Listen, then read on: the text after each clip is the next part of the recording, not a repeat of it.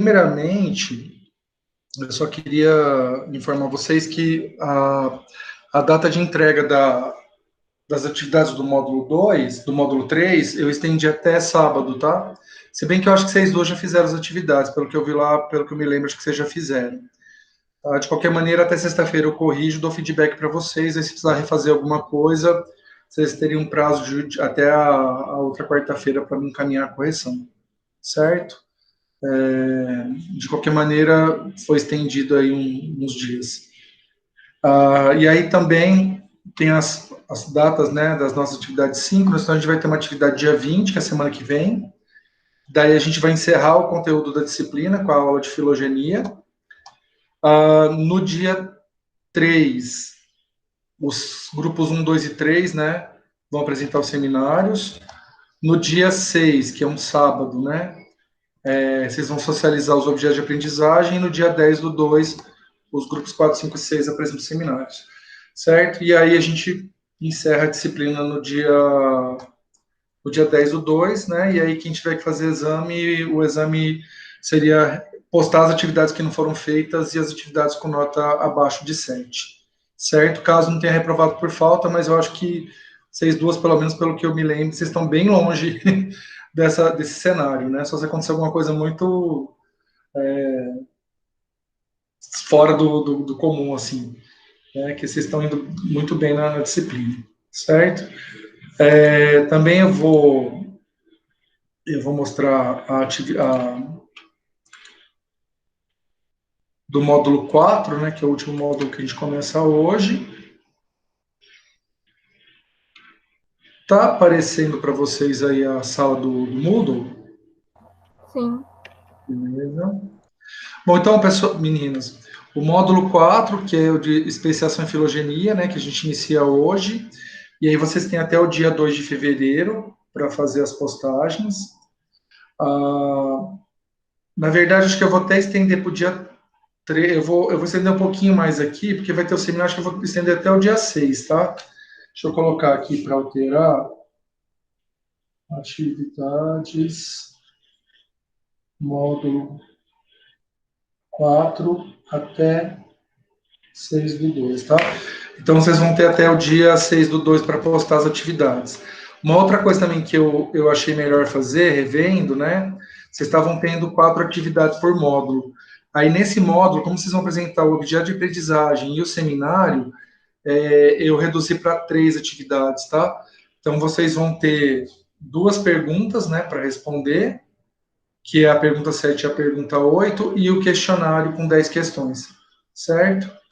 Então, eu achei melhor tirar aquela atividade complementar que todos os demais módulos tiveram, porque para evitar esse monte de tarefa, né, que tem, você tem que finalizar o seminário, finalizar o objeto de aprendizagem. Então, eu achei melhor fazer esse ajuste, certo? Então, vocês vão ter só 3 atividades, uma pergunta de cada tema, né, e o questionário com 10 questões. Beleza?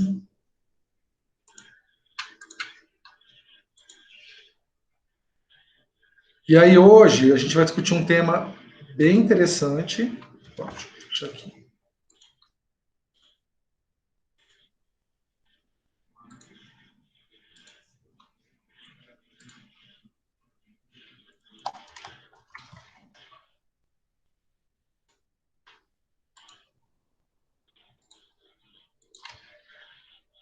Que é a especiação e a seleção sexual. Né? A gente vai discutir alguns aspectos desses dois temas. A seleção sexual tem uma ligação muito próxima, né, com a seleção sexual, por isso que esses dois temas vão ser vistos juntos, tá? Mas a gente vai iniciar a discussão falando dos conceitos de espécie. Eu tenho certeza que o Wagner discute, né, conceitos de espécie com vocês na disciplina de biodiversidade. Eu não tenho certeza, mas eu acredito que o Thiago talvez também faça alguma discussão na disciplina de sistemática, né? Mas basicamente a gente vai retomar algumas coisas que ou o Wagner ou o Thiago, ou só o Wagner discutiram com vocês no início do curso de vocês, tá? Além disso, a gente vai discutir os processos de especiação e os mecanismos do lamento reprodutivo, certo? Então é um tema bem tranquilo, assim, bem Apesar de ter vários tópicos, né, que a gente vai ver na aula de hoje, vocês vão perceber que é super sossegado. Eu vou pedir para vocês ou abrirem o áudio para fazer pergunta ou escrever no chat, tá? Eu vou ficar voltando direto aqui para consultar. E, na medida do possível, se vocês quiserem não só perguntar, mas fazer algum comentário, fiquem à vontade, tá bom? Eu acho que a gente consegue terminar a aula até umas 8h30, 8h40, tá? A gente não vai precisar usar os dois últimos horários, certo? Bom, então, na aula de hoje a gente vai discutir esses 3 pontos principais, né? Os conceitos, né, de espécie, incluindo o conceito biológico, os mecanismos e modos de especiação, né? E os mecanismos de isolamento reprodutivo, que estão incluídos aí, e a seleção sexual e a sua relação com a especiação, certo? Quando a gente fala em classificação biológica, existe uma tendência, né, a nós, seres humanos, a classificar as coisas. Né? A gente gosta de categorizar e a gente gosta de classificar. Então, por exemplo, eu vou mostrar para vocês aqui. Então, vejam aqui que tem uma estante aqui no meu escritório, e aí vejam que tem uma categorização, né, que eu faço. Então, aqui tem o mangá, que é Lobo Solitário, todos os volumes.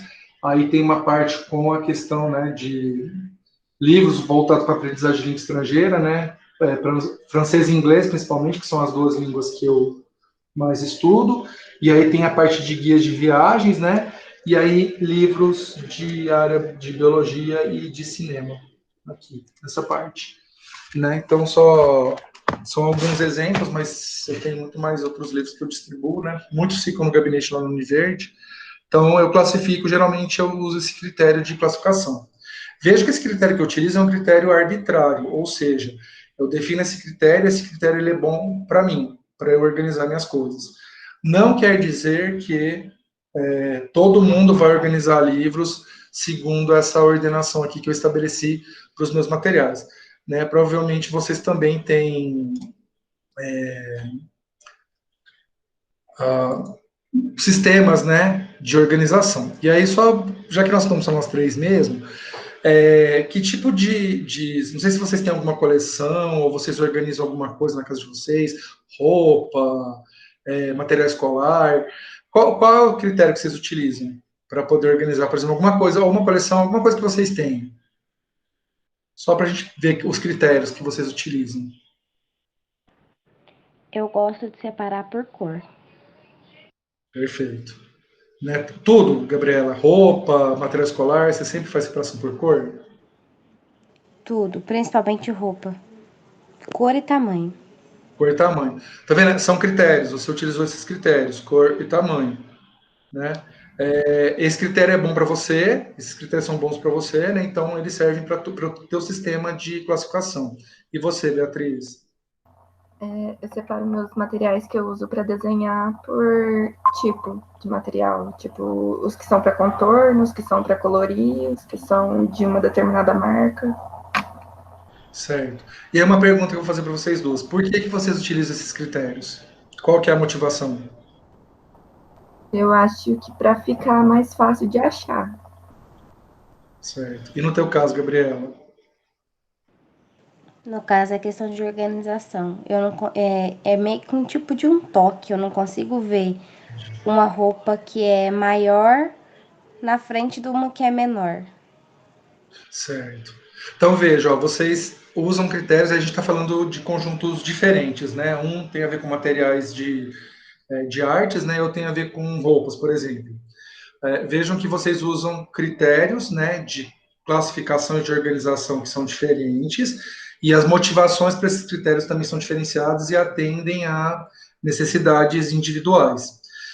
Só que quando a gente pensa nos seres vivos, aí a gente tem uma outra questão em jogo, né? Porque a gente tem que estabelecer critérios de classificação, de ordenação, que eles valham não para atender as minhas especificidades, mas que eles atendam, né, a diversidade que a Terra apresenta, entendem? E que isso seja amplamente aceito. Então, talvez um sistema de classificação que seja bom segundo o meu critério, não seja suficiente para descrever a diversidade. E a gente vai se deparar justamente com essas problematizações a partir de agora, que a gente vai discutir os conceitos de espécie. Mas vejam que há uma tendência do ser humano de classificar as coisas. A natureza, ela não é classificada, entendeu? As coisas simplesmente existem, né? Existem os processos que a gente viu ao longo da disciplina, os processos evolutivos, que de alguma forma norteiam, né, a origem e evolução da diversidade, mas a classificação é uma questão humana. Então a gente classifica para facilitar o estudo, mas também acho que para atender uma tendência que nós humanos temos, né, de querer organizar tudo. Então aqui tem questão de, já utilizamos exemplos de vocês, né, mas dentro da biologia a gente usa, né, um sistema de classificação que ele foi proposto pelo Linneu, que segue essas caracterizações hierárquicas, né?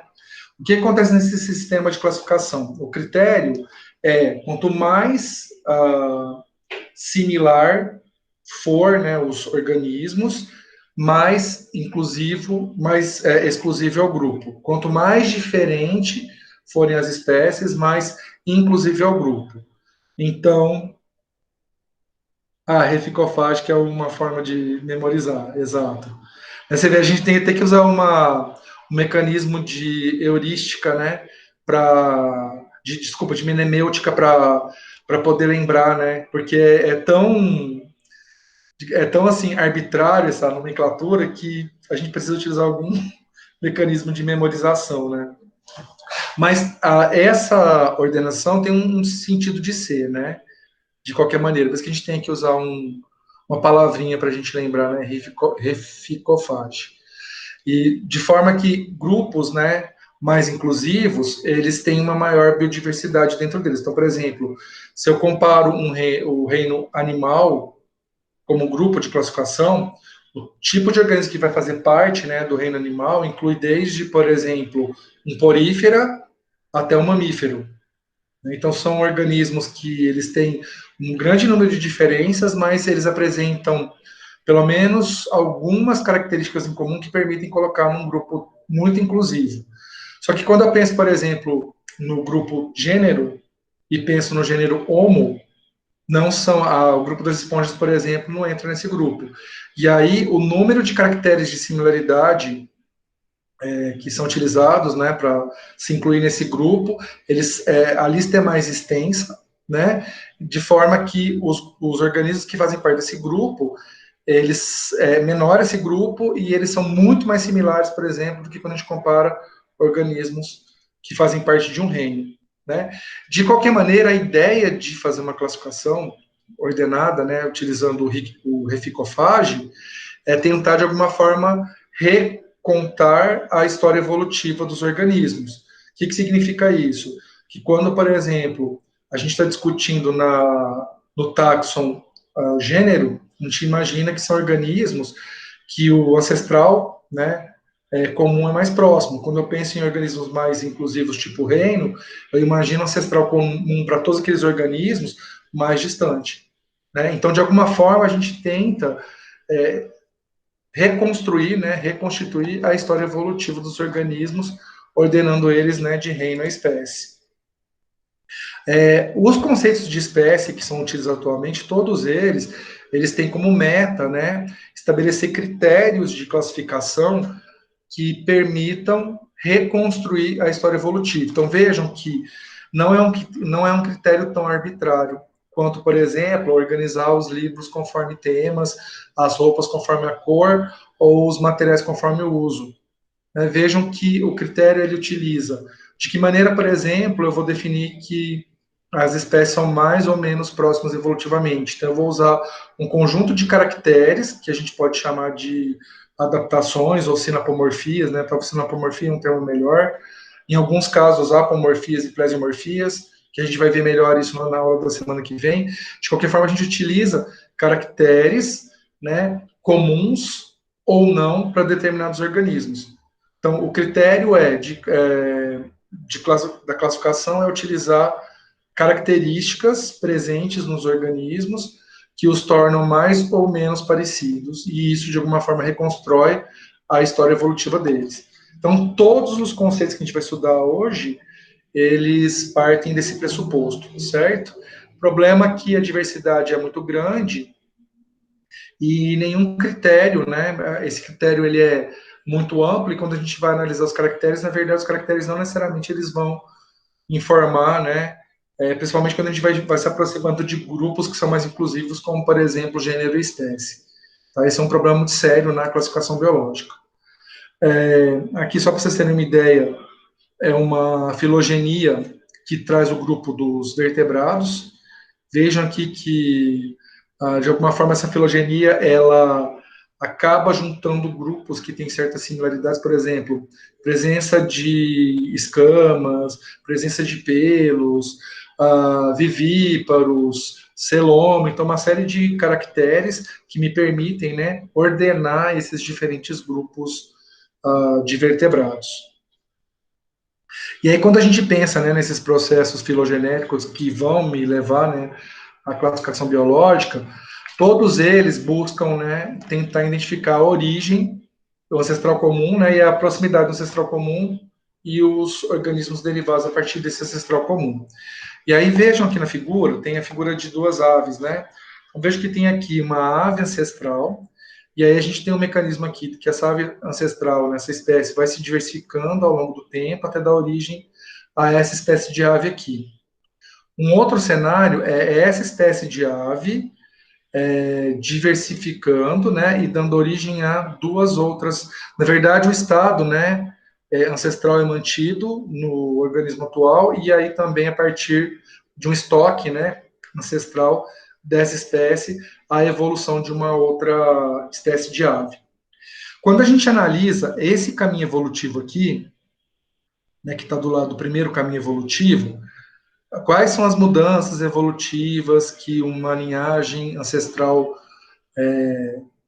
passa ao longo da sua história, que vai dar origem a uma espécie derivada, a gente chama esse processo de anagênese. Quando a gente analisa esse processo de diversificação, né, de um ancestral, a origem de duas espécies, a gente chama isso de cladogênese. Então, a gente pode analisar a especiação tanto na perspectiva da anagênese, quanto na perspectiva da cladogênese. Certo? Dúvidas até aqui, meninos? Está dando para entender? Está complicado? Como que tá para vocês aí, por enquanto?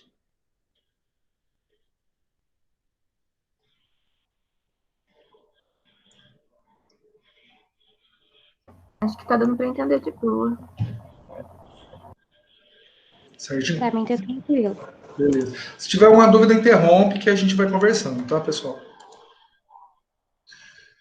E aí a questão, né, quando a gente vai pensar, então, já que a espécie, né, é uma categoria importante de análise, para a gente pensar a evolução, aí vem a questão. A espécie, ela existe de verdade ou, na verdade, é uma forçação de barra do ser humano de colocar, né, diferentes indivíduos que são parecidos dentro de um grupo de classificação, pensando na sistematização científica, né? E aí, essa é uma pergunta muito complicada de responder, mas pensando na questão de análise, é importante que os organismos eles sejam organizados em espécie. Né? A partir da categoria espécie, a gente consegue desenvolver uma série de estudos e extrapolar, né, certas considerações para um conjunto, né, de organismos populacionais ou a população de uma comunidade.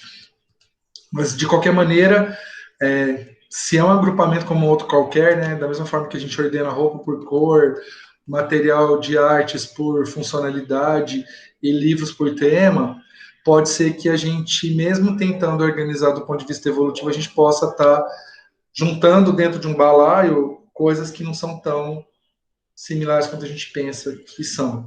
Por isso que a questão do conceito de espécie é muito importante, que o conceito correto seja utilizado para se classificar e se identificar, né, um determinado organismo. E aí, na aula de hoje, a gente vai discutir esses 4 conceitos aqui. E qual é a aplicação deles e as limitações.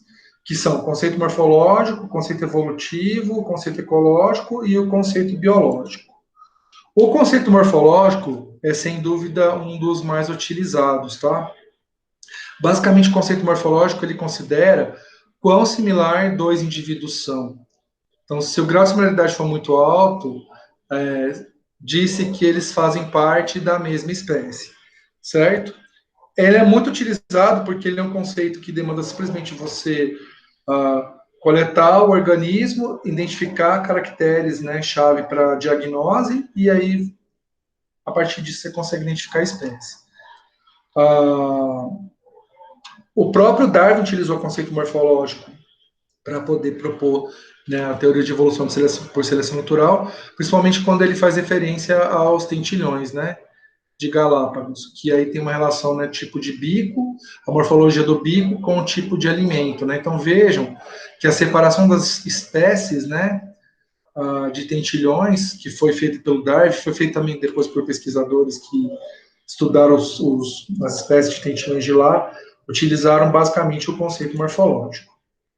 E aí esse conceito traz a seguinte enunciação, que espécies são conjuntos de indivíduos que possuem as mesmas características morfológicas, em nível maior do que quando a gente compara com outros conjuntos semelhantes. Então, por exemplo, se eu comparar, né, dois indivíduos da espécie Homo sapiens, eu vou encontrar muitos caracteres que são parecidos com esses dois indivíduos. Se eu incluir, por exemplo, um chimpanzé, eu já vou começar a encontrar algumas diferenças que me permitem separar, por exemplo, esses dois indivíduos da espécie Homo sapiens do chimpanzé, considerando só a questão da morfologia. E aí tem um problema com isso, né? Porque se o conceito de espécie morfológico ele considera a similaridade, aí a gente começa a se deparar com alguns problemas. Primeiro, existem espécies que elas são similares. Por exemplo, drosófila, né?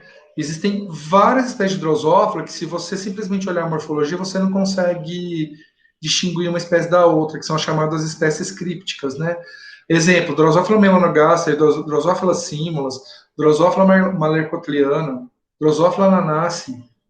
Se você analisar as fêmeas, tá? Se tiver contato com as fêmeas dessas espécies, você não consegue identificar a espécie pela fêmea. Você precisa do macho, porque o macho vai ter o sistema reprodutor dele, que é chamado de EDA, ele apresenta diferenças morfológicas. E aí é possível, então, se identificar essas diferentes espécies. Mas pela fêmea a gente não consegue fazer isso, porque elas são espécies similares, ou seja, são espécies crípticas.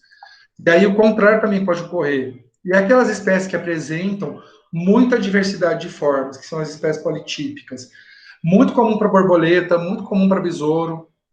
Então a gente vê lá, por exemplo, uma infinidade de padrões de coloração e de tamanho de borboleta, e na hora que você vai analisar, por exemplo, no nível genético, são todas da mesma espécie, né? Então o conceito morfológico ele não é aplicado, por quê? Porque você tem diferentes variantes morfológicas que são da mesma espécie, ou seja, são espécies politípicas.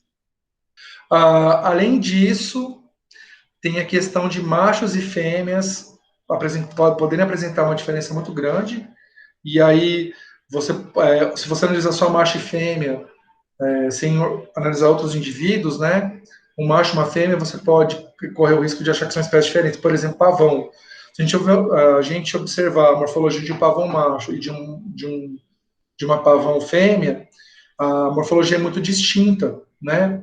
Se a gente simplesmente usar o critério morfológico, a gente correria o risco de classificar o pavão macho como uma espécie e a pavão fêmea como outra, né? E também tem uma outra questão importante, que é a plasticidade fenotípica, a gente até discutiu já em outras aulas. Lembra da Calanchoe, que eu mostrei para vocês, a foto, que a que está na sombra tem uma morfologia e a que fica mais exposta ao sol tem outra morfologia. Então, se eu utilizar somente o critério morfológico para classificar, eu posso identificar como se fossem duas espécies, mesmo que eu tenha utilizado mudas da mesma matriz, ou seja, são geneticamente idênticas, ou seja, são da mesma espécie, mas em virtude da plasticidade fenotípica, a gente tem diferentes padrões morfológicos, né?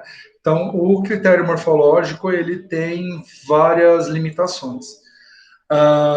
E aqui alguns exemplos, né? Espécie críptica, que eu falei para vocês, que são espécies muito similares. Vejam que aqui, ó, são duas espécies diferentes de aves. Aqui são duas espécies diferentes de roedores, perdão, aqui crânio, né, mas de aves também. E vejam aqui, ó, espécies de mariposa também, que são muito similares, que isso que a gente chama de espécie críptica. No caso aqui, ó, são todas borboletas da mesma espécie, ou seja, são espécies politípicas. Então, se você usar o critério morfológico, você vai acabar classificando como espécies diferentes. No caso de dimorfismo, vejam aqui, ó, vários exemplos de dimorfismo, né? Pavão, que eu já citei para vocês. Esse é o macho, né, que é mais ostentoso, né, e a fêmea, que tem um padrão de penas muito mais discreto. A mesma coisa acontece com o fazão, né, a fêmea branquinha aqui, com com penas praticamente todas da mesma cor, o fazão já tem, né, além do adorno vermelho aqui na cabeça, vários padrões de coloração na penugem, né. Os mandris também, né, a fêmea é bem menor que o macho, vejam que tem diferença de padrão de coloração, de inserção de pelo, tamanho.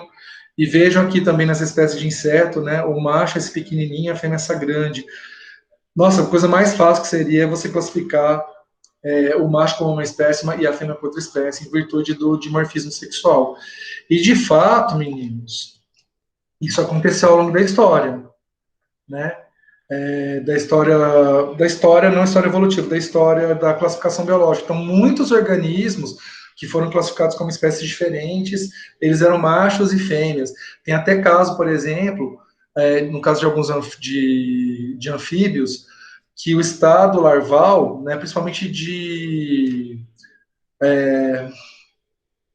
do grupo dos sapos, dos anuros, né, que o estado larval ele é aquático, né, com brânquias, nadadeira, o estado adulto é pulmonado, com patas, né.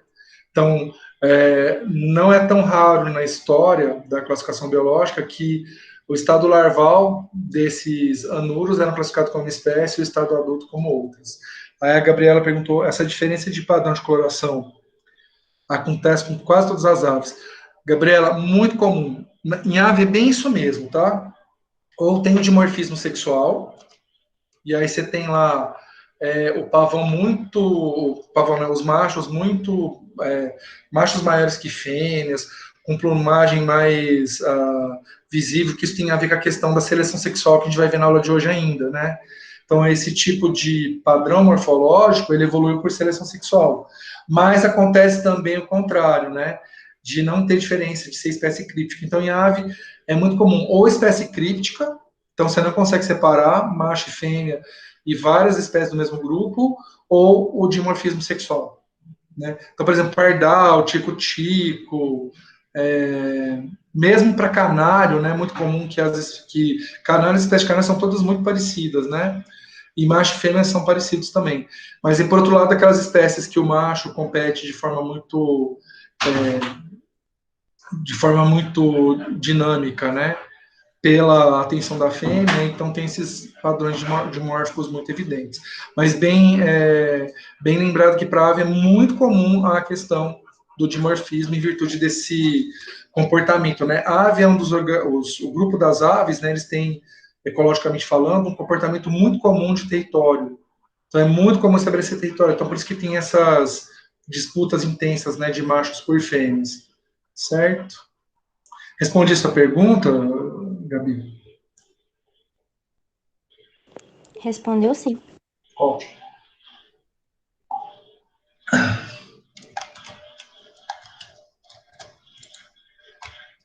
Bom, a diplasticidade fenotípica, aqui é um exemplo de ouriço do mar. Vejam que a diferença, né, em organismos expostos, né, a uma alimentação abundante e aqueles expostos a uma alimentação limitada, eles apresentam uma variação morfológica muito grande, né, isso poderia produzir um erro. O conceito morfológico, ele é muito utilizado, ele tem uma utilização muito ampla e aceita quando a gente pensa em organismos de reprodução do tipo assexuada, então ele é muito utilizado para classificação biológica de organismos de reprodução sexuada, e para fósseis também, basicamente o que se utiliza é conceito morfológico, tá? Por questões óbvias. Né? O fóssil, a única informação que ele te oferece é a morfologia.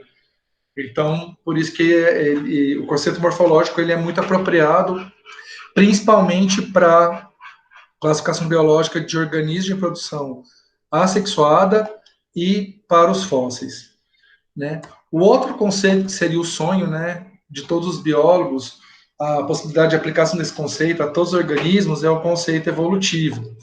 O conceito evolutivo, ele considera as linhagens evolutivas, ou seja, ele considera, lembra que a especiação pode ser por anagênese ou por cladogênese?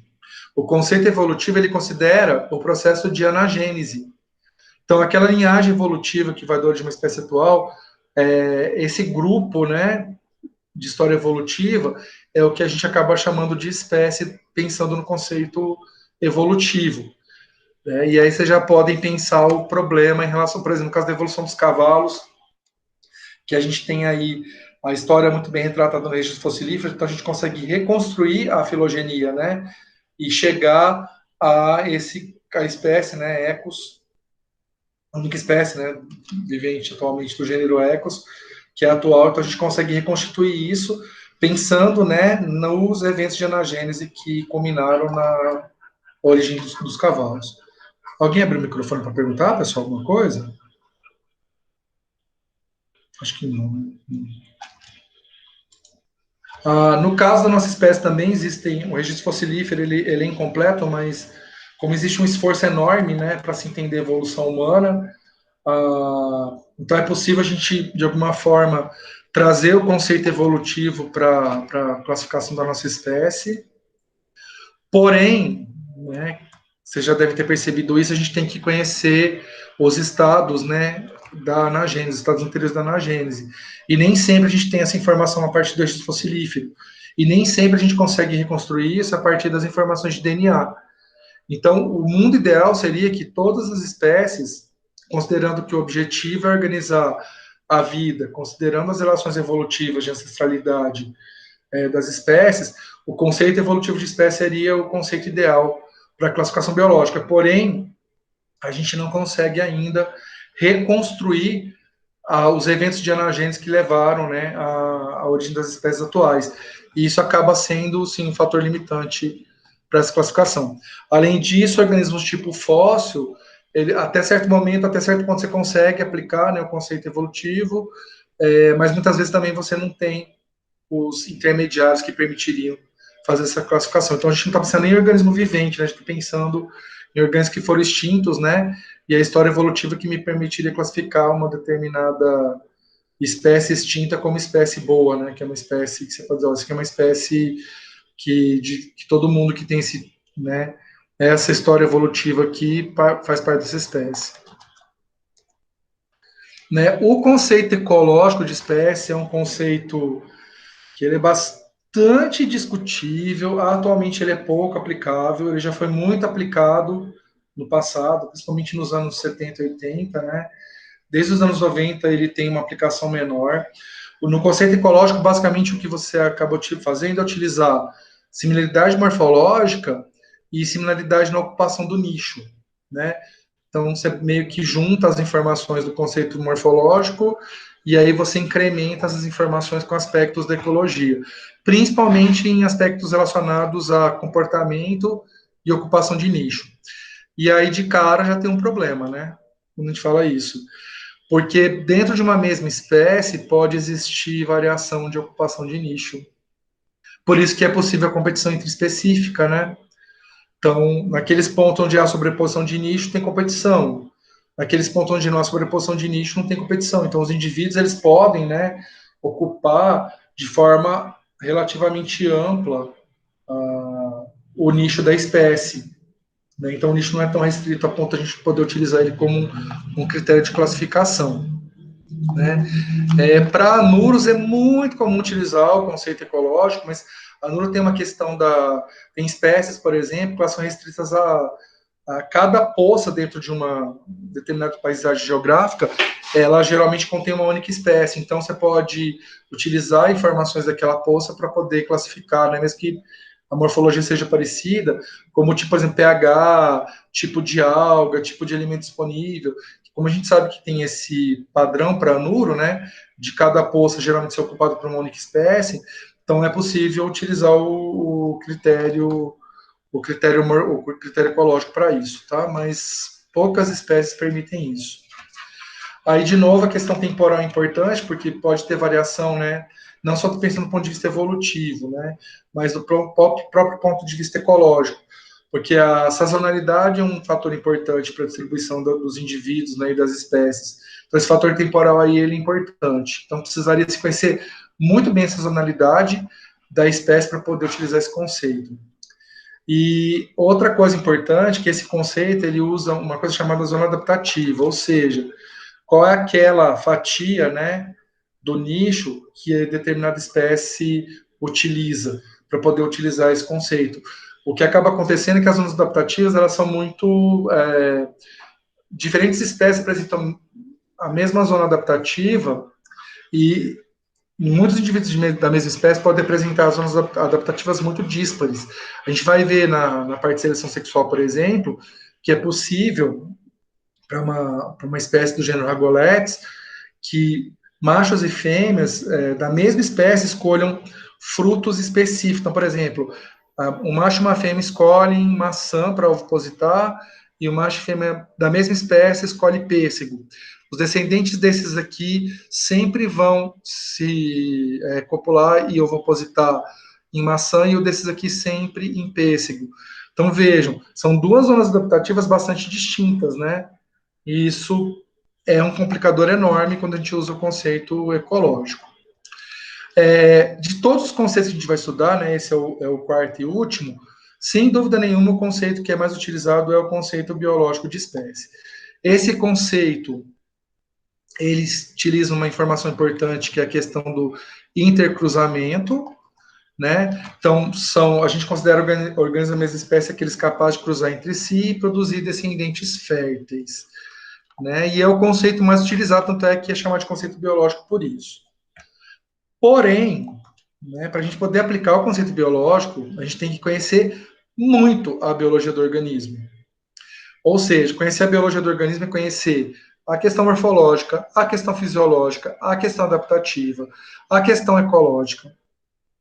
E é muito difícil que a gente tenha essa informação para todos os organismos da Terra, né?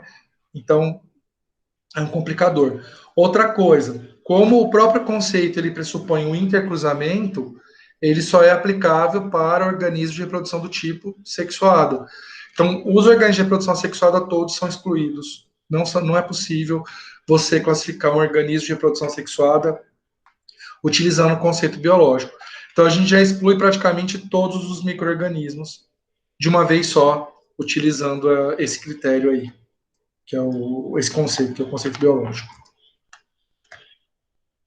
Então, uma vez vistos os conceitos, né, então, basicamente, a gente vai utilizar como principal referência, apesar do mundo ideal ser o conceito evolutivo, o mundo real, ele utiliza basicamente o conceito biológico de espécie, né? Então, o que a gente vai discutir a partir de agora é considerando espécies para as quais é possível se aplicar o conceito biológico de espécie. Dessa forma, só é possível a gente utilizar para espécies viventes, certo? E para espécies de reprodução do tipo sexuado.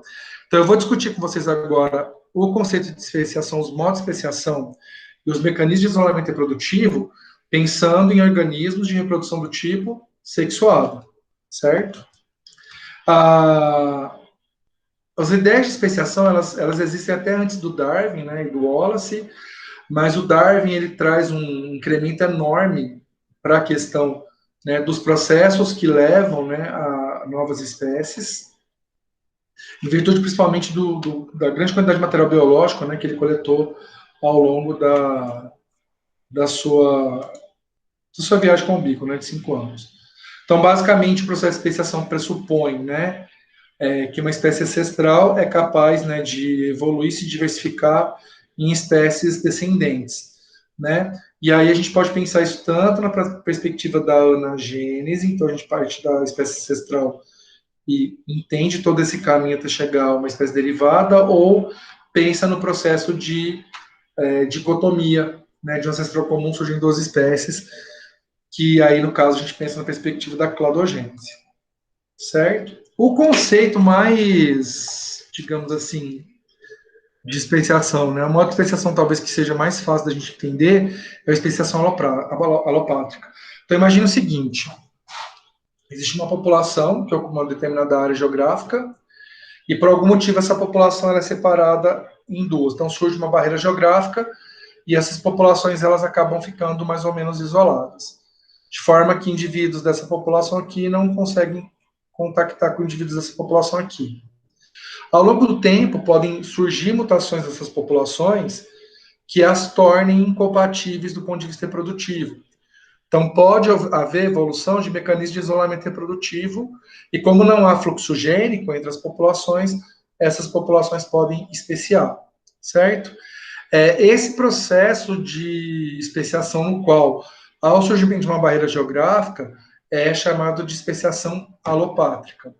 E a especiação alopátrica ela pode ocorrer tanto em virtude, né, de processo de colonização, ou seja, propágulos, né, saem de uma população original e se dispersam pela paisagem geográfica, andando muito distantes, a ponto de não poder mais haver fluxo gênico, quanto pode ocorrer a origem de uma barreira geográfica por processos geológicos, né? No primeiro caso, a gente chama esse processo de alopatria por dispersão, e no segundo, alopatria por vicariância, certo? Então, a alopatria por dispersão, ela está relacionada a essa migração, né, de parcelas da população e colonização de novos hábitats. E aí a distância é tão grande que não há fluxo gênico. E um outro processo é aquele que surge em virtude, né, da origem de barreiras geográficas, por exemplo, uma montanha, um rio. Às vezes a barreira ela surge por intermédio do homem, então a construção de uma rodovia, a construção de uma barragem também pode atuar, né, como evento vicariante. De qualquer forma, quando a gente fala que o processo é por vicariância, é porque há o surgimento de uma barreira geográfica e não um processo de isolamento pela distância em virtude da migração de propálogos e, né, colonização de hábitats muito distantes. Certo? Então, aqui é um outro modelo, mas basicamente a mesma coisa. Eu acho que eu coloquei eu trouxe o mecanismo de isolamento reprodutivo, mas não tem problema, tá? Guarda essa informação da especiação alopátrica, porque eu vou falar depois dos outros 3 tipos. Eu acabei, acho que eu fui reorganizar o slide, eu tirei do lugar. Então, a gente falou aqui na especiação alopátrica que é possível haver, né, a evolução de mutações, surgimento de mutações, que leva ao isolamento reprodutivo. E é exatamente esse fator que é importante para a gente definir a especiação. Então, só há especiação quando efetivamente há evolução de algum mecanismo de isolamento reprodutivo. E esse mecanismo, né, ele tem uma origem genética, mas ele pode afetar o processo de encontro de gametas, ou ele pode afetar o processo de formação de embrião e fertilidade da prole, certo? Quando o processo está relacionado ao impedimento da formação do zigoto, ele é chamado de pré-zigótico. Quando o isolamento reprodutivo, né, quando, por exemplo, 2 espécies diferentes cruzam, e o isolamento reprodutivo ocorre depois da formação do zigoto, ele é chamado de pós-zigótico. Então, basicamente, esses mecanismos, né, pré-zigóticos, eles estão relacionados a algum mecanismo que impede o espermatozoide de encontrar o óvulo. Então, o mecanismo pode estar relacionado, por exemplo, ao comportamento. Então, por exemplo, uma determinada espécie só tem atividade à noite, a outra só tem de manhã. Então, veja que esse comportamento, né, que leva uma espécie a ocupar um nicho à noite e a outra um nicho de dia, impede o encontro delas, então não tem cruzamento. Então, esse isolamento é pré-zigótico. Para outras espécies, pode haver uma incompatibilidade entre os reprodutores. Então, por exemplo, se a gente pensar no caso de humano, não é compatível. Mas, por exemplo, um gorila e um macaco prego. Vejam que o pênis de um gorila ele é incompatível com a vagina de um macaco prego. Então, aí você tem isolamento pré-zigótico provocado pela incompatibilidade dos órgãos reprodutores, dos órgãos copuladores, certo? Mas existem mecanismos bioquímicos que impedem que o espermatozoide ele fecunde o óvulo. E esses mecanismos estão relacionados principalmente a variações nas proteínas de membrana que permitem o reconhecimento, né, espermatozoide e óvulo. Certo? Os pós-zigóticos, eles podem estar relacionados tanto à inviabilidade do embrião, então à formação do zigoto, ao processo de clivagem, porém o embrião ele não consegue terminar o desenvolvimento, então geralmente ao aborto desse embriãozinho. Às vezes o embrião consegue se desenvolver, ele até consegue chegar a estágio adulto, porém ele é estéril. Esse mecanismo de isolamento reprodutivo, né, que afetam, né, que o isolamento ocorre depois da fecundação, eles são chamados de pós-zigóticos. Aqui, pessoal, tem uma série de mecanismos, né, desses que eu comentei com vocês, que estão relacionados, mas eu não vou entrar em detalhes, né, eu só queria mesmo comentar sobre esses mecanismos. Que aqui eu já falei para vocês, né, parceiros não se encontram, isolamento etológico, isolamento mecânico, não há transferência de gameta, os gametas não são compatíveis, o pós-zigótico, o embrião pode morrer, os indivíduos produzem, né, indivíduos que são estéreis, às vezes o impacto, né, da esterilidade vai acontecer só na geração F2, não necessariamente na geração F1, né, e pensando na questão genética, geralmente esses mecanismos de isolamento reprodutivo, eles estão relacionados, né, a diferenças no número de cromossomos, que é muito comum isso acontecer, né, então a espécie tem um número diferente de cromossomos, então na hora que há, né, mesmo que haja a fecundação, e a formação do indivíduo, né, que chega na fase adulta, quando vai haver a formação de gametas, os cromossomos eles não se separam de forma equilibrada e isso inviabiliza os gametas, né? Então, o indivíduo é adulto, ele pode chegar à fase adulta, mas ele não é capaz de se reproduzir porque os gametas dele são inviáveis, em virtude principalmente da diferença cromossômica. Algo similar pode acontecer principalmente em artrópodes, muito comum isso, que espécies diferentes apresentam bactérias endossimbióticas do gênero Wolbachia, principalmente, diferentes. Então, por exemplo, se uma Drosophila melanogaster cruza com uma Drosophila simons, a Wolbachia, que está presente na Drosophila simons, pode impedir, né, a maturação do sistema das gônadas daquele descendente, porque são Wolbáquias, porque a Wolbachia de um tipo com a outra pode tornar incompatível esse processo posterior de desenvolvimento do reprodutor. Tá? É muito comum em artrópode esse mecanismo que está relacionado com bactérias simbiontes, principalmente do gênero Wolbachia. Vou escrever aqui para quem tiver curiosidade de pesquisar, que é bastante interessante. As Wolbachia, às vezes, né, dependendo, às vezes o indivíduo fica adoentado, elas produzem até alguns impactos no reprodutor, então, por exemplo, muito comum a gente, com as espécies de drosófilas que a gente mantém em laboratório, você olha o abdômen, tem lá uma manchinha preta, o que significa isso? Uma parte do reprodutor que começa a entrar em apoptose, então aqui é como se fosse um tecido morto, em virtude da existência de Wolbachia que tem uma alta taxa de reprodução.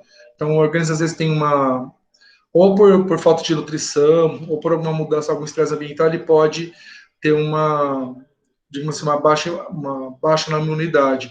E aí é possível que essas bactérias percam o controle. Que é mais ou menos o que acontece com a gente com Escherichia coli, né? A Escherichia coli é uma bactéria comensal do nosso trato digestório, mas às vezes a gente pega uma gripe, uma pneumonia, alguma doença desse tipo, e aí a gente acaba tendo diarreia porque as Escherichia coli, apesar de serem comensais, quando não tem um sistema imune que controla, né, o tamanho populacional, elas acabam produzindo uma quantidade muito grande e isso acaba produzindo esse quadro de diarreia na gente, né? Então, não é muito raro esses mecanismos. E os genes de compatibilidade gamética, principalmente relacionados, né, à produção de proteínas de membrana que vão impedir o reconhecimento, né, do óvulo pelo espermatozoide. Certo? Entender a questão dos mecanismos de isolamento reprodutivo, a base genética também, vocês têm alguma dúvida, ou alguma coisa que vocês não entenderam direito, ou algum comentário?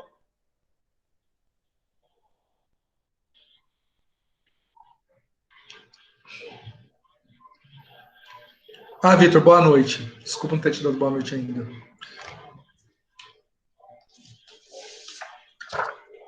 Podemos continuar, então?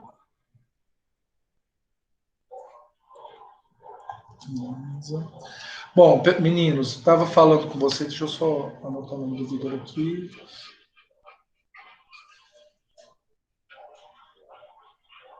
Eu estava comentando com vocês os mecanismos de...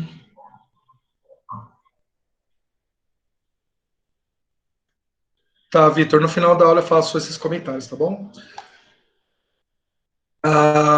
Vejam aqui, a gente já falou sobre a alopatria, né? Basicamente, a gente pode, né, encontrar na natureza 4 modos diferentes de especiação, né? Alopatria, parapatria, peripatria e simpatria. Né? O alopatria eu comentei com vocês, que é quando há a formação de uma barreira geográfica, né? E aí, a partir de agora, eu vou discutir mais detalhadamente os demais, tá? Mas, basicamente, a alopatria envolve, né, o isolamento geográfico das populações, posterior à evolução de mecanismo de isolamento reprodutivo. A peripatria está relacionada à migração de indivíduos, né, que ocupam bordas de populações, que eles têm uma tendência a ser mais diversificados, a gente vai discutir isso por quê.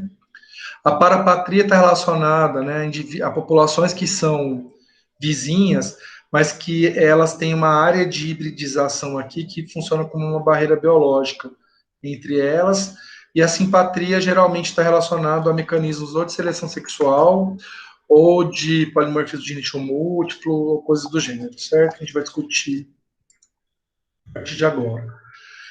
A especiação alopátrica por dispersão foi o que eu comentei com vocês, né? A migração para uma outra área, e aí é impossível retorno, né, para a área original, então é possível que haja evolução de mecanismos de isolamento reprodutivo.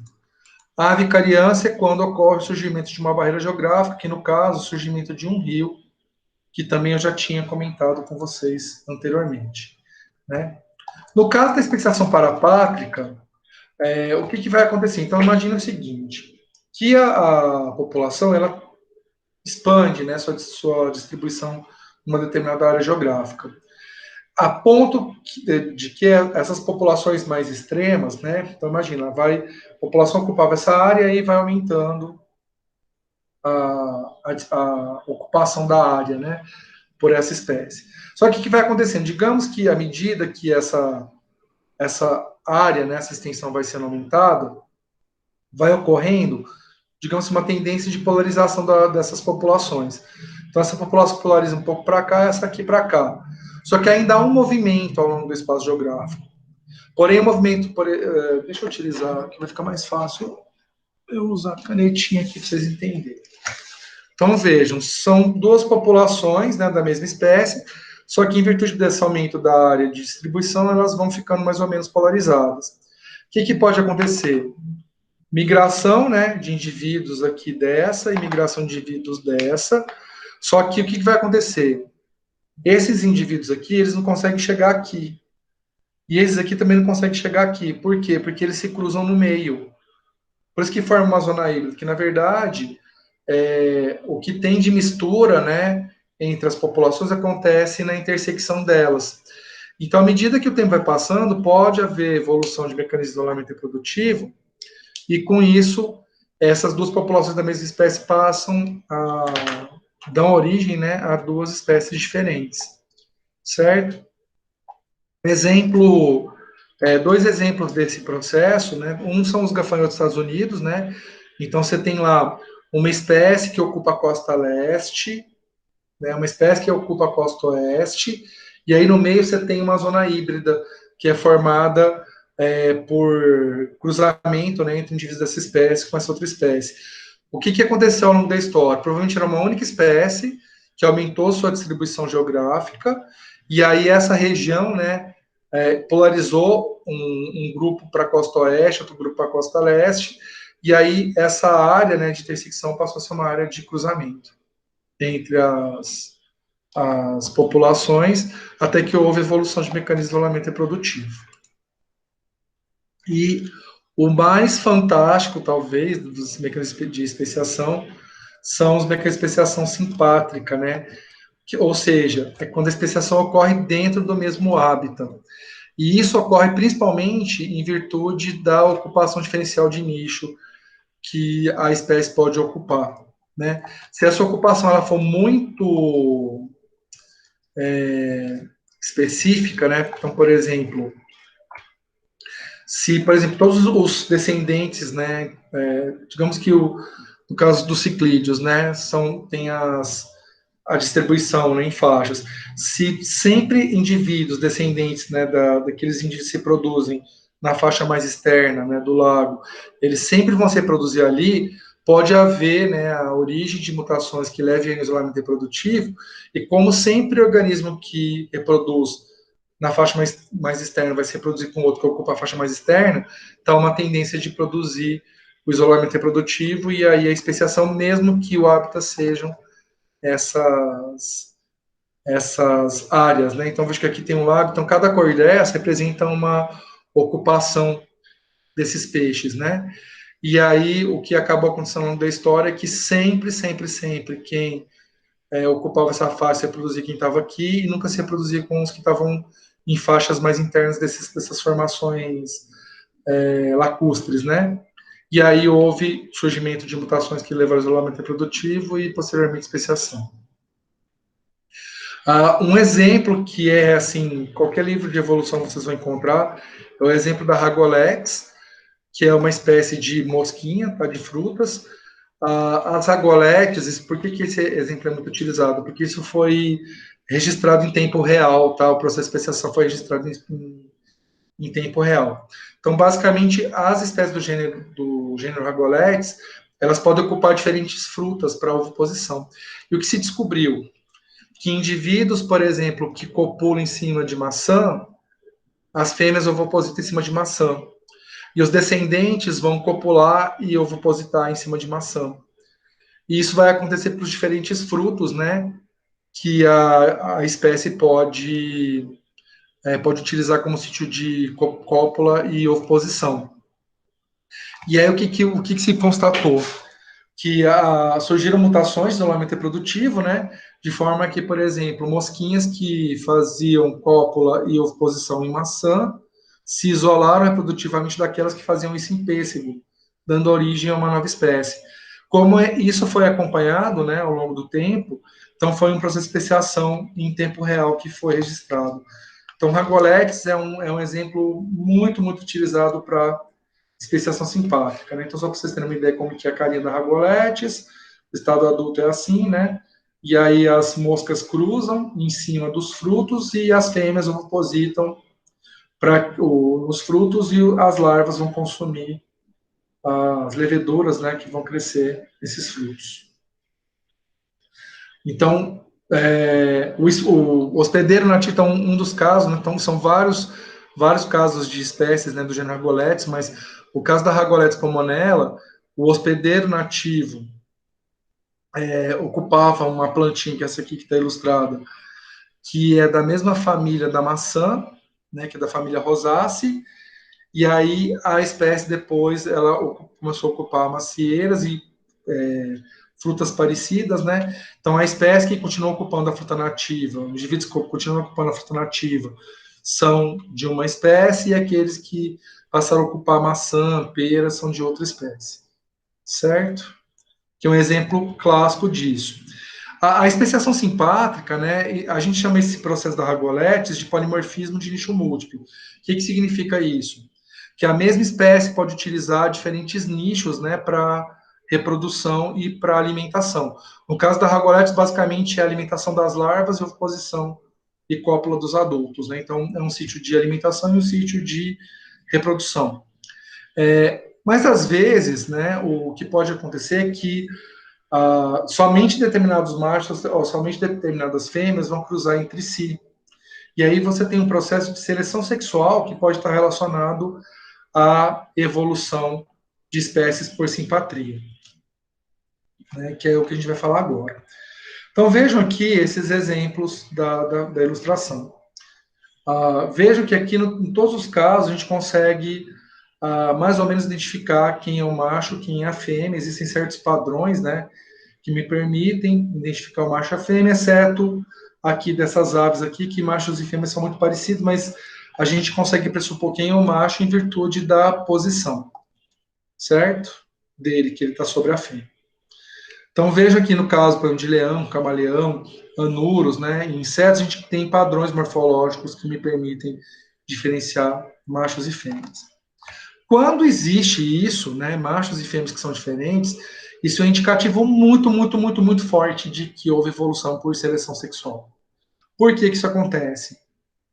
Porque se machos e fêmeas são diferentes, quer dizer que as pressões adaptativas sobre machos e sobre fêmeas são diferentes, por isso que os padrões são diferentes.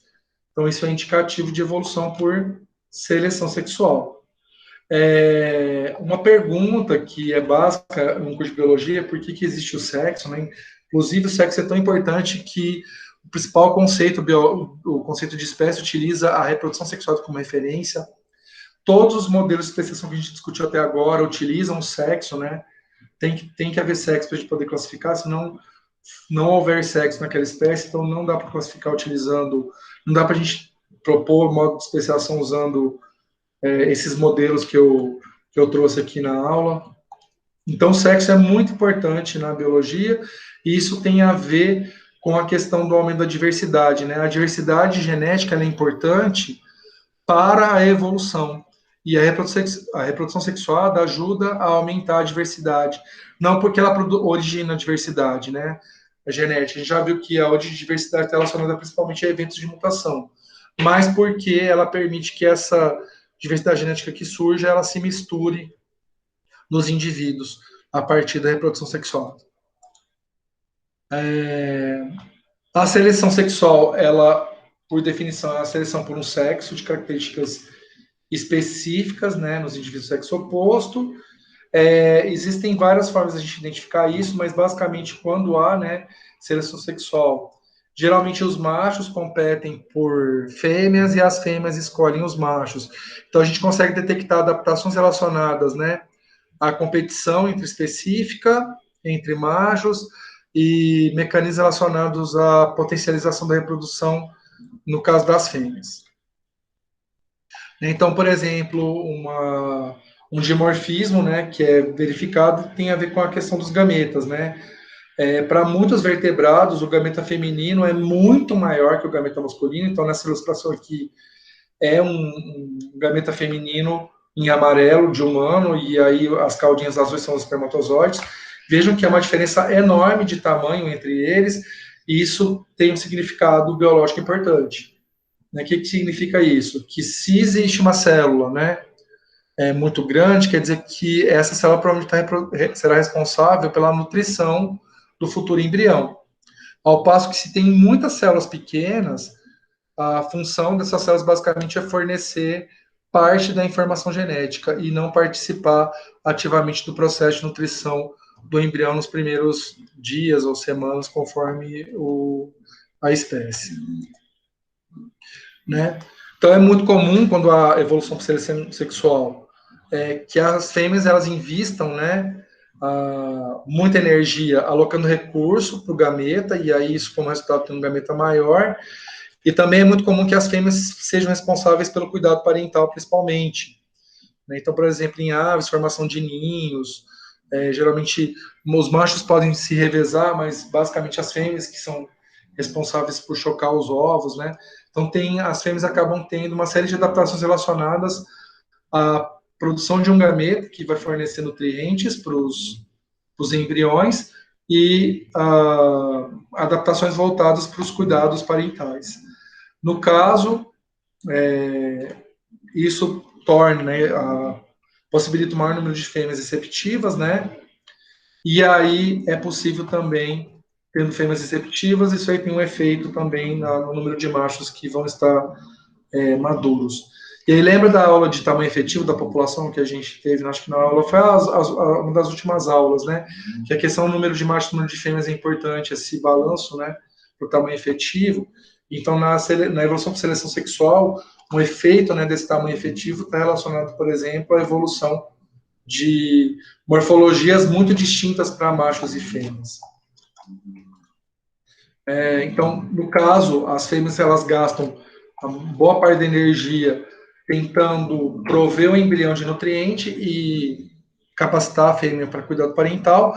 Só que nos machos, né, como é muito comum seleção, a competição entre eles, a existência de uma série de morfologias que tornam essa competição possível, né? Que possibilite que pelo menos um desses machos vença a competição. Então, a existência, por exemplo, de uma série de... o tamanho do macho maior que a fêmea, presença de estruturas relacionadas à luta. Então, esse tipo, né, de adaptação que a gente vê, por exemplo, em alces, está relacionado à evolução por seleção sexual. As fêmeas têm um tamanho corporal muito menor, eles não apresentam chifres desse tamanho. Então, quando a gente vê, por exemplo, esse esse hiperdesenvolvimento em machos, isso é um indicativo de evolução por seleção sexual.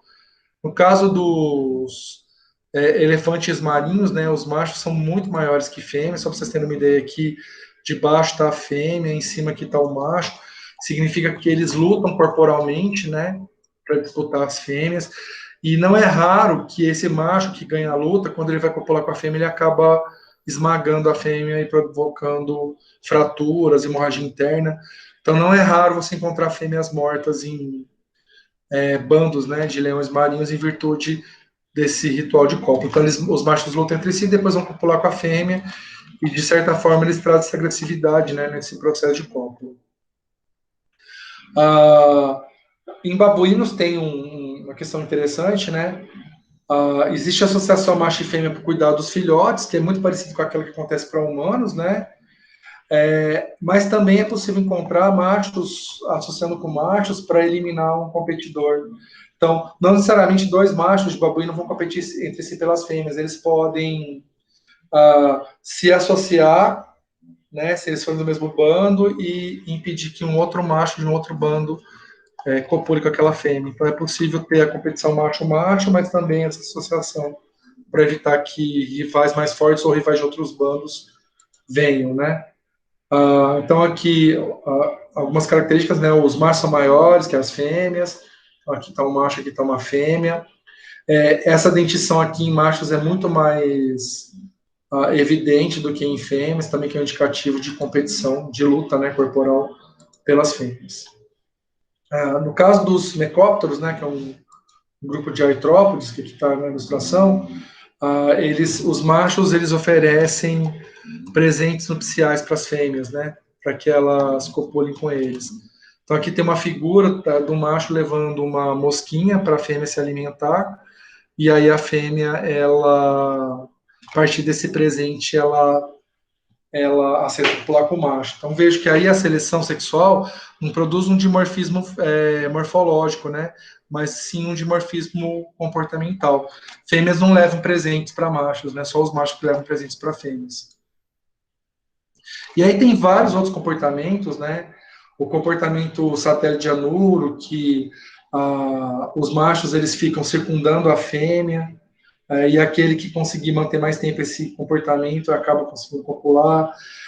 Para os vagalumes, os machos podem mimetizar a forma que as fêmeas fazem um lampejo, e aí eles podem atrair fêmeas para poder copular a partir disso.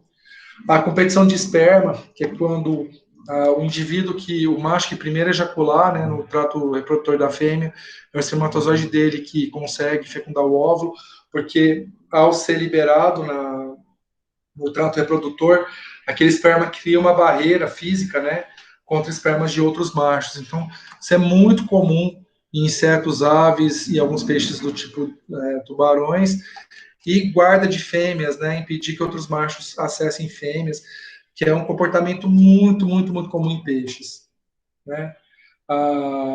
No caso, nesses processos, né, que a evolução foi para seleção sexual, as fêmeas geralmente escolhem, né? Então as adaptações de fêmeas estão muito relacionadas a escolhas, cuidado parental e de machos a se tornar visíveis, né?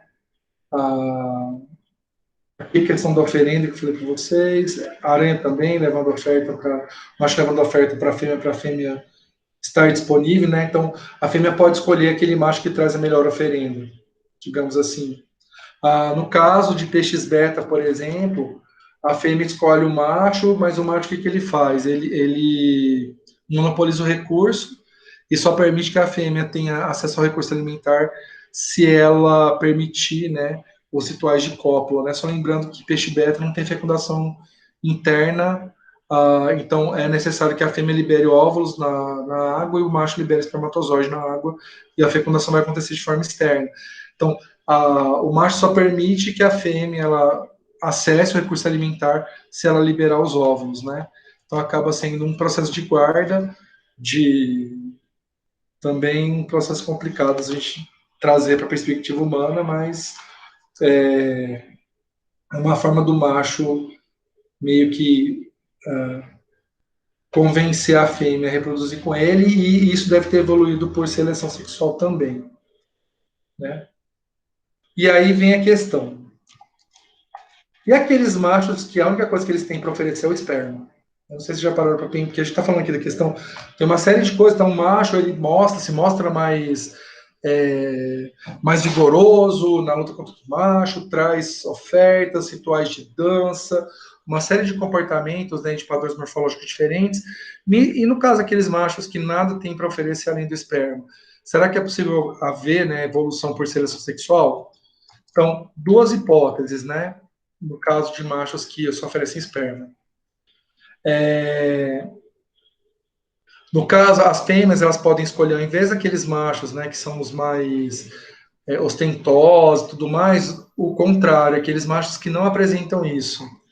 E aí isso pode fazer com que as fêmeas, ao invés de copular com esses machos mais vigorosos, escolham machos que têm um fenótipo totalmente diferente. Então imagina que os descendentes, né, desse cruzamento sempre optem também por esses machos que não são tão vigorosos. Então é possível a seleção, né, de machos que só tem esperma para oferecer e a evolução por seleção sexual. Uma outra coisa também que pode ocorrer é que as fêmeas não necessariamente precisam receber uma oferenda ou os machos precisem efetivamente lutar entre si. Mas machos que apresentam, né, certo vigor físico podem atrair determinadas fêmeas de determinadas espécies, e isso acaba mantendo genes adaptativos na população, né? É claro que as fêmeas não pensam isso, mas o resultado evolutivo é a presença de adaptações quando as fêmeas produzem, né, descendente com esses machos mais vigorosos. Então, por seleção, né, seleção natural do tipo sexual, seria possível a manutenção desses machos com vigor físico, né? Um exemplo do pavão, já citei para vocês, né, que o macho ele tem toda essa ostentação aqui. Para a ave do paraíso, os machos, né, realizam uma série de ritos de dança que convence as fêmeas a cruzar com eles. No caso de aranhas, né, os machos são muito menores que as fêmeas, então, muito comumente também eles acabam oferecendo para as fêmeas algum tipo de atrativo. Do fazão que eu já falei para vocês, que é parecido com o caso do pavão. O alce, que só para vocês terem uma ideia, né, a fêmea e o macho, a diferença entre eles. Das tartarugas, né, vejam a fêmea enorme e o macho super pequenininho, mas essa morfologia facilita a cópula entre esses organismos. E aí uma questão, né, e para nós humanos, né, será que nós evoluímos por seleção sexual? Se a gente pensar na perspectiva do dimorfismo sexual, existe dimorfismo, mas o dimorfismo ele é até certo ponto incipiente. Obviamente a gente consegue identificar facilmente quem é o indivíduo de sexo masculino, quem é o indivíduo de sexo feminino nessa ilustração aqui. Por quê? Porque existem uma série de padrões corporais que estão relacionados, né, à morfologia do corpo feminino e à morfologia do corpo masculino. Porém, humanos apresentam muita variação para a gente atribuir isso somente a uma questão de evolução por seleção sexual. A gente teria padrões, né, dimórficos muito mais realísticos, né? Mas será que humanos evoluíram por seleção sexual? E aí eu peço que vocês observem essa figura que está A e B aqui. As figuras A e B, elas ilustram, né, dois rostos, um masculino e um feminino. E eu acredito que vocês facilmente consigam identificar qual é o rosto masculino e qual é o rosto feminino, correto? Qual é o rosto masculino dessas duas? O A ou o B? O A. Perfeito. E o feminino, portanto, o B. Como que você conseguiu identificar tão facilmente, Gabriela, o rosto masculino? aparentemente pelas características, que é diferente, é mais robusta do que o da mulher. Exatamente. Então, por exemplo, se a gente analisar aqui um osso masculino, a gente vai perceber que o nariz tende a ser ligeiramente maior. Ah, essa formação aqui da testa tende a ser mais proeminente que na mulher. A distância aqui, ó, da sobrancelha para a pálpebra superior, em homens é menor do que em mulheres. Se a gente analisar os ossos aqui, né, os malares, que são esses ossos aqui da maçã do rosto, em homem tende a ser mais proeminente, em mulher tende a ser mais arredondado. O queixo tende a ser mais quadrado em homens e mais arredondado em mulheres. Lábios em mulheres tendem a ser mais proeminentes do que os lábios masculinos, que tendem a ser mais finos. Então vejo que tem uma série de caracteres do rosto, né, que me permitem separar o indivíduo do sexo masculino do indivíduo do sexo feminino. Curiosamente, esses padrões de rosto, né, essas duas imagens, nenhuma pessoa tem esse rosto, tá? Esse rosto, esses dois rostos, né, esses dois rostos foram criados por computação gráfica. Então, o que se foi feito? Se inserir uma série de atributos, né, que mantivesse a simetria, que vejo que são duas faces que são muito bonitas, né? A gente utilizaria um critério de beleza. Essas não são faces que você vai dizer, ó, essas duas pessoas têm rosto feio, né? Mesmo considerando a questão cultural, se a gente analisar, é tudo muito simétrico, né? Então, a simetria, ela é utilizada para a gente como critério de beleza. E essas diferenças entre o rosto masculino e feminino. Então, na verdade, quando a gente pensa em dimorfismo, né, entre homens e mulheres, o dimorfismo ele não se dá na escala corporal, ele se dá na escala facial. Então, é muito mais provável que a seleção sexual na nossa espécie envolveu muito mais a questão de certos atributos do rosto, que tornam o rosto mais masculino ou um rosto mais feminino, do que a presença de seios, de quadril, de cintura. Certo? Então, a evidência, né, de evolução por seleção sexual em homens, na espécie humana, tem a ver principalmente com características do rosto e não do corpo, apesar do dimorfismo, né, que existe. E aqui, só para ilustrar, uma figura que tem uma série de faces, né, humanas, e aí tem faces de homens trans, homens cis, mulheres cis, e aí como que a gente utiliza, né, certos critérios e a gente acaba identificando homens e mulheres utilizando esses critérios da face que a gente nem percebe, né, que a gente acaba utilizando. Intuitivamente a gente já meio que faz uma separação entre homens e mulheres, e quando, por algum motivo, né, o indivíduo não apresenta esse padrão facial, então, por exemplo, a gente tem aqui esse rosto, né, o segundo do último para o primeiro aqui na primeira linha, né? Um rosto extremamente masculino, né? Vejam que ele atende todos aqueles critérios lá morfológicos de rosto que eu citei para vocês. Só que se a gente analisar o rosto do lado, a gente não sabe direito se é um rosto de um homem ou de uma mulher, porque esses caracteres não estão muito definidos, talvez porque seja um indivíduo mais jovem, que esses traços não estão muito bem marcados, né? Em alguns casos a gente fica na dúvida se é homem ou mulher, ou se é mulher ou homem. É bem interessante, mas de qualquer forma, esses padrões, né, de face que a gente separa o rosto masculino e o rosto feminino pode ter evoluído por seleção sexual. E aí eu sugiro que vocês, quando puderem, entrem nesse site, que é o faceresearch.org. Vocês conseguem, a partir de uma foto do rosto de vocês, identificar qual é o padrão geográfico. Então, por exemplo, você tem um rosto mais ibérico, um rosto mais africano, um rosto mais britânico. Então, a partir dos traços, né, do seu rosto, esse site tem um algoritmo que permite localizar padrões de rosto similares ao seu e falar, o teu rosto parece com o rosto dos habitantes da Península Ibérica, ou habitantes da região onde é a França, ou habitantes dos Estados Unidos. Então, dá para vocês fazerem isso. Além disso, vocês conseguem, a partir do padrão de rosto, de vocês definir, tá, se eu fosse uma pessoa negra, né, considerando esse padrão de rosto que eu tenho, como que seria meu rosto negro? Como seria meu rosto se eu fosse asiático? Né? E aí também dá para fazer Tá? Eu sou homem, eu queria ver como seria meu rosto se ele fosse feminino. Igual aquele aplicativo faz, né? Esse programa faz isso, mas é um pouco mais criterioso do que aquele programinha, que a gente consegue ver, se eu tivesse um rosto mais feminino, como que seria, se meu rosto fosse mais masculino. É bem bacana, tá? Então, se vocês puderem acessar o faceresearch.org, vocês vão se divertir. É bacana e vocês contribuem também, porque é tipo um banco de dados com faces, né, humanas. Então, cada pessoa que vai lá e coloca uma foto, na verdade, é mais uma imagem para o banco de dados que ajuda a realizar esses testes aí. Bem bacana, tá, gente? E aí, para finalizar a aula de hoje, eu queria mostrar só um trabalho de autores brasileiros, que foi de Camargos, né, de 2009. Vejam que a gente também define facilmente qual é o rosto masculino, qual é o rosto feminino, e essas duas faces, elas foram construídas da maneira mais simétrica possível.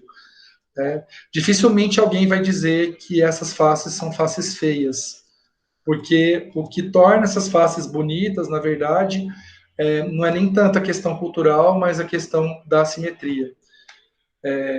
Claro que a gente não pode perder de vista que o aspecto cultural, quando a gente chama algo de bonito, né, principalmente em relação a corpo, né, e face, a gente utiliza para isso a, questões culturais, né, que a gente nem percebe direito que elas estão influenciando nas nossas escolhas, mas a questão da simetria, ela é um critério que a gente utiliza para dizer que um rosto, né, uma face é bonita ou não. Né? Nesse trabalho do Camargo, esse detalhe eu até coloco na referência do slide, está disponível o slide no grupo, que vocês podem depois acessar, né? Os autores detalham, né, como é que eles fizeram esse trabalho e as conclusões que eles chegaram, certo? E aí, então, tem o trabalho do Camargos, que está em português, né, da imagem visual do rosto humano, simetria, textura e padrão, e os capítulos 12, 15 e 16 que serviram de base, né, no futuro que serve de base para a aula de hoje. Vocês têm alguma pergunta em relação ao conteúdo da aula de hoje, meninos? Alguma dúvida, algum comentário? Não, eu só achei interessante a parte que você comentou que ocorre uma fecundação externa, né? Eu não entendi muito bem como realmente isso funciona. Para peixes é assim, Gabriela. Uma coisa interessante em peixes é que geralmente as fêmeas produzem poucos óvulos, né? E esses ovos eles têm um investimento muito grande em material nutritivo. O que vai acontecer com a maioria dos peixes? Fêmeas produzem muitos óvulos. Apesar dos óvulos terem mais material nutritivo do que os espermatozoides, é muito menos material nutritivo, por exemplo, do que um óvulo de humano. E aí, o que isso impactua? Então, você vai ter lá bilhões de espermatozoides, milhões de óvulos sendo liberados na água e um tempo de desenvolvimento super curto. Então, da fecundação até a formação do alevino, o processo dura, em alguns casos, poucas horas, em algumas espécies, alguns poucos dias, mas nenhum deles passa disso. Porque o organismo precisa, o embrião tem que se tornar independente rápido, porque não há muito material nutritivo para que ele se mantenha. Tem um outro impacto, né? A chance do espermatozoide encontrar um óvulo quando é liberado na água é muito baixa. Então, há muita perda de espermatozoide e há muita perda de óvulo. Outra coisa, aqueles que são fecundados ainda, eles podem servir de alimentos em cadeias alimentares, né? Então, geralmente, são liberados aí bilhões de espermatozoides, milhões de óvulos, e que efetivamente vai se tornar um peixe adulto são poucos indivíduos, né? Então, isso é possível acontecer. Geralmente, tem que haver todo um ritual para que machos e fêmeas liberem, né, óvulos e espermatozoides simultaneamente numa mesma área. Então, é comum que sejam liberados substâncias químicas que vão ativar, né, ou algum comportamento que ativa esse processo de liberação, para que aumente, que potencialize esse processo. Em algumas espécies de peixes, é muito comum que o macho encurrale a fêmea, tipo eles criam como se fosse uma armadilha, encurralam a fêmea ali. Na hora que a fêmea libera os óvulos, né, nesse cercadinho, né, eles vão lá e depositam o espermatozoide. Então, isso aumenta a probabilidade. Né? Mas vocês vão ver depois na disciplina de vertebrados que é relativamente comum para peixes esses mecanismos. Né? Só que é óbvio, né? Claro que tem a adaptação relacionada a uma produção enorme de gametas, que isso vai ser pouco comum, né, em outras espécies que não têm fecundação externa, além de ter essa questão de produção de muitos gametas para as fêmeas, né, e um tempo de desenvolvimento muito, muito, muito curtinho entre a fecundação e a formação de um indivíduo que tenha autonomia ambiental, certo? Mas é bem curioso essa questão dos peixes.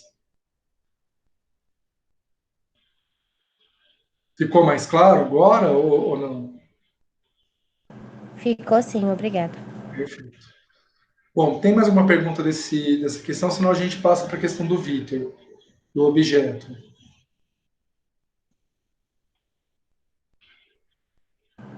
Acredito que não. Beleza. Então vamos falar sobre a questão de exemplos de objetos, né? Mas eu espero que vocês criem alguma coisa, né? Mais diferenciada. Mas eu vou dar exemplos do que o pessoal já fez. Em relação aos temas, os temas são os da disciplina. Então vocês podem fazer o objeto usando qualquer um dos temas que a gente estudou na disciplina. Basta pegar lá o plano de ensino, as aulas, que aí vocês podem fazer de seleção natural, pode fazer de deriva genética, mutação, recombinação, especiação, filogenia, seleção sexual, né, e qualquer outro tema que foi foco da disciplina, certo? Vocês não podem utilizar analogia homologia perfeito, que tem a ver com a evidência da evolução. Qualquer um dos temas que foi tema da disciplina pode ser utilizado diante de aprendizagem. O que vocês podem desenvolver? Vocês podem desenvolver um jogo virtual, vocês podem desenvolver um jogo de tabuleiro, vocês podem desenvolver um modelo didático, vocês podem fazer um vídeo, vocês podem criar uma música, vocês podem criar uma história narrativa na qual o conceito aparece, certo? Então, vocês podem fazer muita coisa. Porque o objeto de aprendizagem, na verdade, é um objeto que o foco dele é ensinar um determinado conteúdo de forma... Nossa, derrubou tudo aqui. De forma lúdica. Então, vocês podem pensar... No semestre passado, o pessoal utilizou alguns aplicativos para fazer jogos de perguntas e respostas, por exemplo. Mas já teve gente que fez jogo de tabuleiro, já teve gente que fez modelo didático também, né? Já teve gente que propôs vídeo, né, que fez um videozinho que ilustrasse o tema. E aí, então, assim, é bem, bem livre mesmo. O que você tinha pensado em fazer de objeto?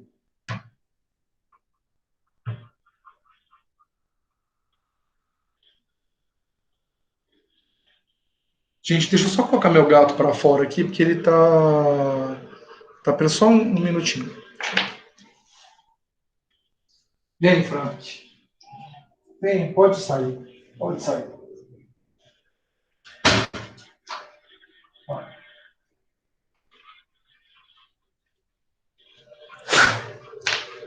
Desculpem. Fica bem legal, viu, Vitor? Teve uma vez que um grupo fez mas em EDP3, eles fizeram o stop motion, né, utilizando ossinhos feitos de biscuit. Ficou bem legal, né? No caso aí, se você vai fazer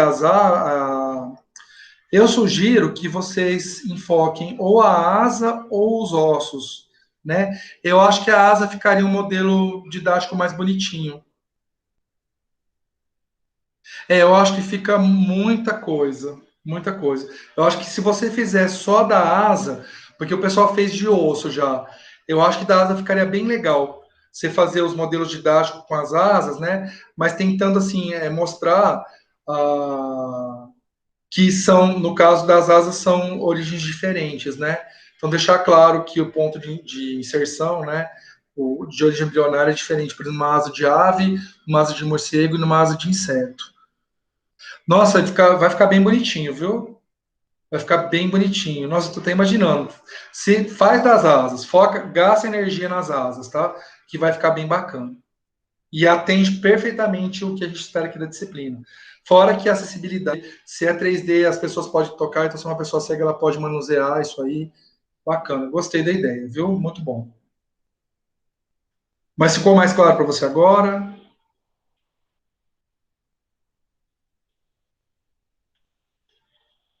Beleza. Perfeito. Vocês têm mais alguma questão a fazer, alguma consideração? Senão a gente encerra por hoje. Galego, em relação ao seminário, pode me dizer mais ou menos o que você está esperando do seminário? Eu espero que vocês façam uma leitura do artigo e que vocês selecionem o que é mais importante. Sugestão: leiam o resumo do artigo, porque o resumo ele vai trazer o que tem mais de importante naquele artigo. Não fica focalizando na questão de metodologia, mas sim nos resultados obtidos. Porque para a gente é mais interessante o que os autores obtiveram de resultado do que a metodologia de investigação que eles utilizaram para obter aquele resultado. Lendo o resumo e vocês focando principalmente no resultado na discussão, né, figuras que os autores utilizam, acho que vocês vão ser mais bem-sucedidos. Imagina que vocês vão ter um tempo relativamente curto para apresentar, e se vocês trouxerem muitos detalhes desnecessários, vocês vão acabar perdendo foco. Então, eu sugiro que vocês peguem o resumo, vejam qual foi a ênfase que os autores deram no resumo, e aí foca principalmente em resultado e discussão do trabalho. Que aí vocês vão conseguir fazer um seminário bacana. Ficou claro ou você quer mais alguma orientação? Não, ficou bom. Obrigada. Perfeito. Bom, Vitor, o que eu sugiro para você é o seguinte: se você fizer sozinho, beleza, faz sozinho e. Entendeu? Acho que tem que focar bem nisso mesmo. Você está fazendo um modelo didático, seminário sozinho, você avisa, fiz sozinho. E mesmo porque eu fico imaginando, se não está tendo envolvimento do grupo, pode ser que na hora do seminário vocês dividam as partes sem ter uma ideia geral do trabalho, e aí vai ficar aquela coisa horrorosa, né? Que a pessoa vai lá só apresentar a parte dela, não vai ler nem o artigo inteiro, não vai saber nem do que se trata o trabalho, e não consegue nem situar a parte a pessoa não consegue nem situar a parte que ela vai falar no contexto geral. Certo? Mas puxa as meninas mesmo. Beleza? Mais alguma coisa, pessoal? Ou podemos encerrar?